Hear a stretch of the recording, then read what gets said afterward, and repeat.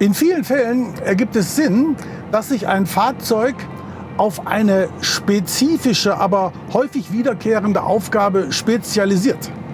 Ich denke an unser Containerchassis EL20, das ausschließlich den schweren 20er im Blick hat, gerne auch gefüllt mit Flüssigkeiten. Oder der sehr kurze Coil Kompakt, wenn immer wieder schwerste Blechrollen von A nach B transportiert werden müssen. Je weniger Fahrzeug, je mehr Nutzlast.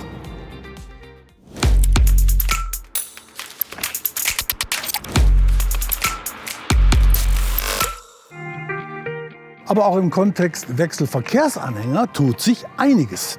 Denn es wird immer mehr gelbe Wechselkoffer geben, die aber nunmehr 7,82 Meter lang sind. Das heißt, sie sind nur noch mit einem Zentralachsanhänger zu fahren. Da aber die Abstellhöhe besagter gelber Kisten 1220, 1320 ist, braucht es nicht einen Langhuber wie diesen hier. Da tut's auch ein preiswerter Kurzhuber. Aber den hat eben nicht jeder Hersteller im Portfolio. Übersetzt in die Kronennomenklatur bedeutet das ein ZZW E9. Der E9 rollt auf dem Standardreifen 385 65 R22.5, also der überall erhältliche preiswerte Kilometerkönig. Der Langhuber muss sich da schon den teureren 385 55 R22.5 oder gar den noch teureren 445 45 R19.5 unterschnallen. Aber nicht nur der Reifen ist preiswerter und langlebiger, Gleiches gilt auch, und zwar nochmal potenziert, für den Luftfederbalg.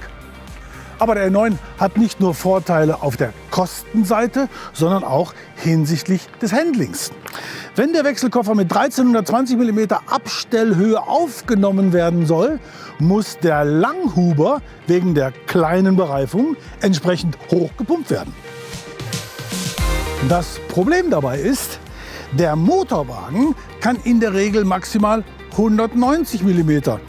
Und wenn dann noch dessen Triebachse zum Beispiel in einer ungünstig tief liegenden Regenrinne oder dergleichen steht, dann kann es passieren, dass der in der Maulkupplung fixierte Zentralachsanhänger hinten höher steht als vorne und vorne die benötigte Aufnahmehöhe nicht mehr erreicht wird. Gut, man könnte den ZZW abkoppeln oder man könnte den Motorwagen auf Keile fahren. Man könnte sich aber auch gleich für den Preis-Leistungssieger Krone E9 entscheiden.